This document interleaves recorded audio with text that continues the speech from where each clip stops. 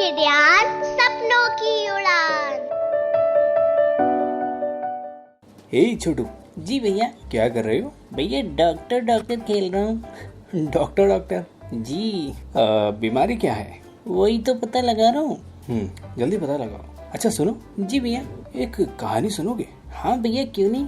ठीक है, लेकिन तुम्हें ड से शुरू होने वाले सारे शब्द याद करके मुझे बताने होंगे। ओके। तो बहुत समय पहले की बात है। एक राजा था जिसके पड़ोस के सभी राज्यों से अच्छे संबंध थे। तो एक बार राजा की तबीयत खराब हो गई और पड़ोसी राज्य के एक होनहार डॉक्टर को बुलाने के बारे में सोचा गया। ड से डॉक्टर। हाँ सही।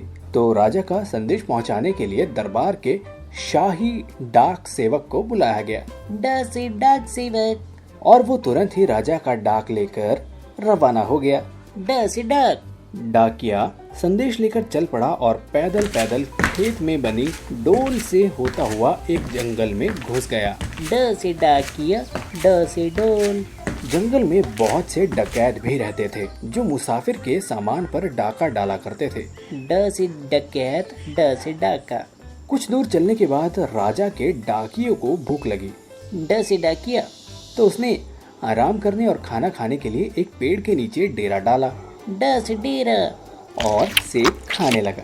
सेब का बचा हुआ हिस्सा उसने उछालकर पेड़ की डालियों की तरफ फेंक दिया।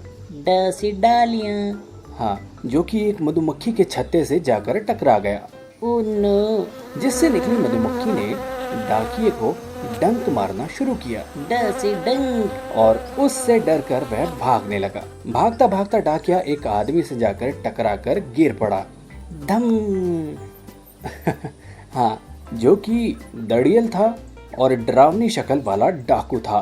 ड से डड़ियल, ड से डरावनी, ड से डाकू। उसने डाकिये को डांटा और कहा, अबे मूर्ख, कहाँ आंखें बंद करे दौड़े चला जा रहा है?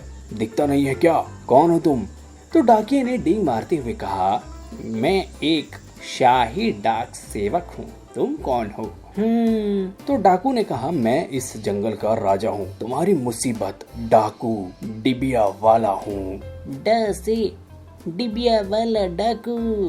हाँ, यह सुनकर डाक सेवक डर गया। ड से डर। जिसके बाद डाकू ने उसे बंदी बनाया और अपने खुफिया अड्डे पर लेकर चला गया। रात होने पर सारे डाकू आराम करने लगे तो डाक सेवक ने इस मौके का फायदा उठाकर वहां से भाग निकला।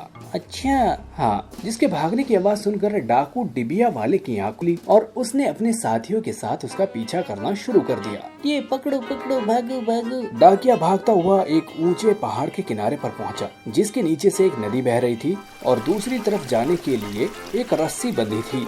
तो डाक सेवक ने फटाफट एक डंडा तोड़ा और आड़ा पकड़कर उसके सहारे रस्सी पर डगमगाते हुए चलना शुरू कर दिया। ड से डंडा, ड से डगमगाना, ड से डगमगाना। और रस्सी को चलते चलते धीरे धीरे पार कर लिया। डाकू ने भी ये तरकीब अपनाई, पर जब वह रस्सी पर चढ़कर पार करने लगा तो डाक सेवक ने रस्सी को हिलाया, जिससे सारे डाकू डामाडोल होकर नदी में गिर के डूब गए। ड से डामाडोल, ड से डूब। जिसके बाद डाक सेवक पड़ोसी राज्य पहुंचा। वहां से डॉक्टर को लेकर राजा के पास गया और राजा के तंदुरुस्त होने के बाद राजा की सेवा ने जंगल से डाकुओं को भगा दिया और डाक सेवक को उसके काम के लिए सोने के सिक्के दिए गए। ये क्या बात है? अच्छी थी ना कहानी? हाँ भैया। चलो ठीक है, अभी मैं चलता हूँ, फिर मिलते हैं। Okay bye.